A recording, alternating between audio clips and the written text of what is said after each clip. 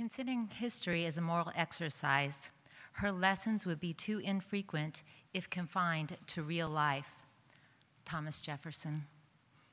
Television offers us a glimpse into other lives, other families, giving us safe fodder for our own dinner table discussions.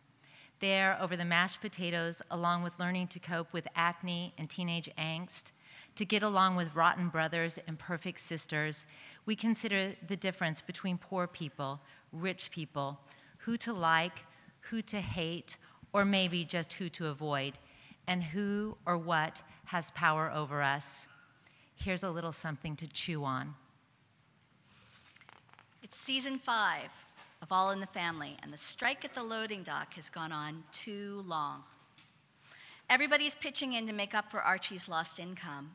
Edith has gone to work at Mr. Jefferson's, dry cleaners, and their daughter Gloria and her husband Mike, both full-time students, have squeezed some work in between classes.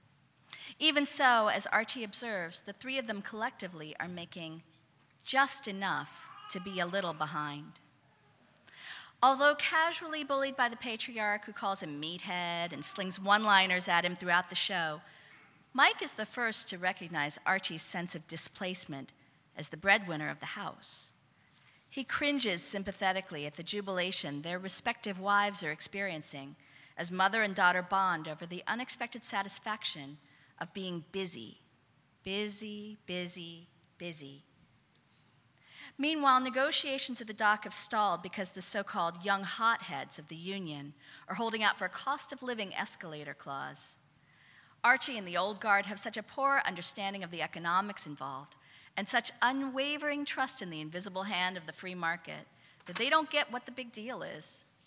In frustration, Archie and a few of the old hands go down to the hall and bust heads. Maybe literally, maybe figuratively, it's not clear. On the occasion of Edith's first official paycheck, Archie trumps her victory by announcing that the strike is over.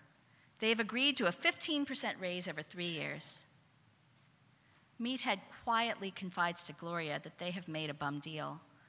With inflation skyrocketing, the cost of living had gone up 12% that year and was due to go up another 8% the next. Archie thinks he's 15% ahead, he observes, but he's already 5% behind. Mike and Gloria sheepishly join the celebration as Archie raises a toast to the good old US of A, where everybody gets a slice of the pie. All you gotta do is do your work, and in the end, you get it. In resignation, Meathead gamely adds his toast. That's right, Archie agrees. That's where you're gonna get it, in the end.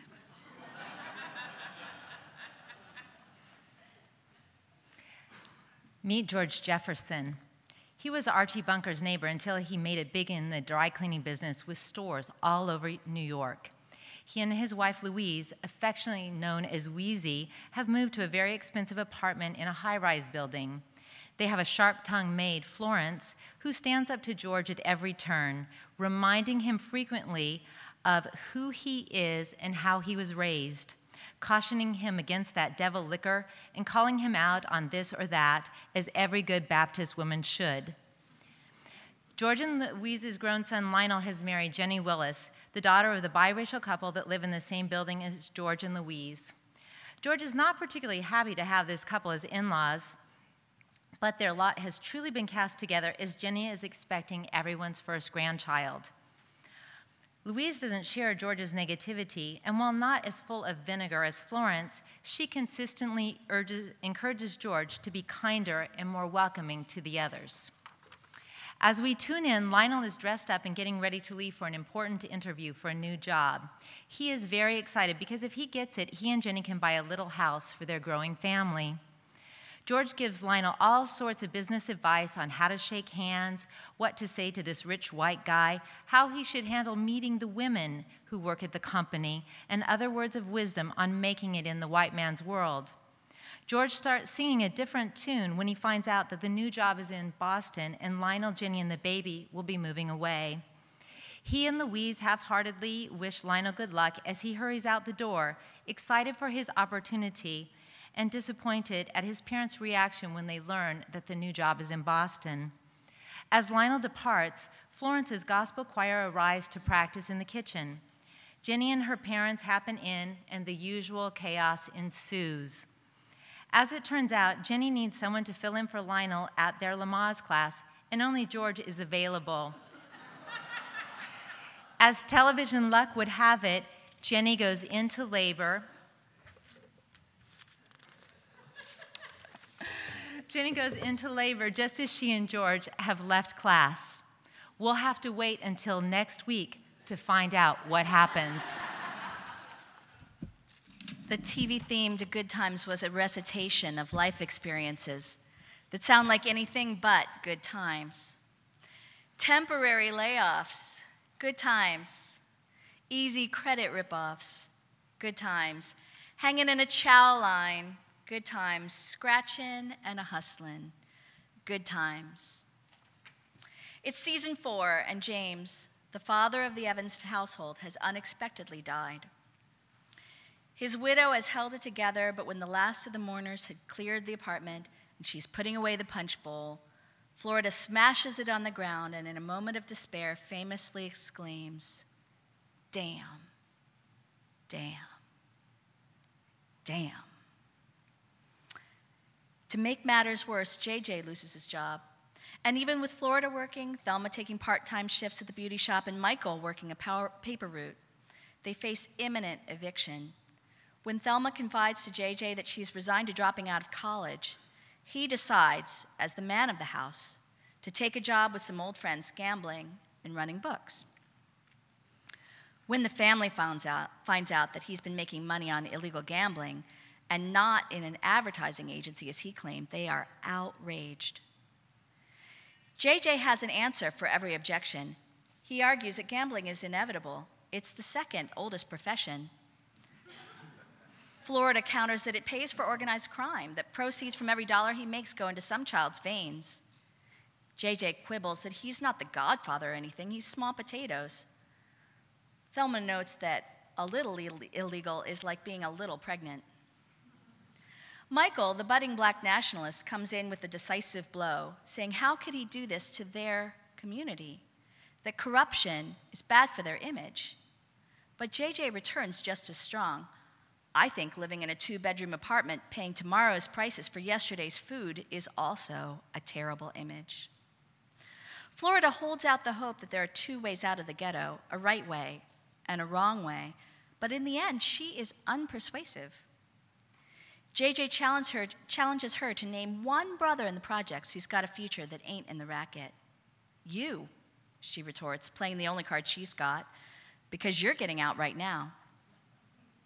When he persists, Florida kicks JJ out of their home, telling him to take his dirty money with him. Get out of my house. While she's at work, his sister and brother secretly welcome his visits, but when he tries to give them gifts, they refuse. He presses. They try to convince JJ to return. Eventually, they reach an impasse, leaving it at, even though we don't agree with what we're doing, with what you're doing, we still love you. Oh, that goes without saying, JJ shrugs, but he's touched by it. And when things start to get too real at the bookies, JJ calls and asks to come home. Without hesitating or recrimination, Florida welcomes him back.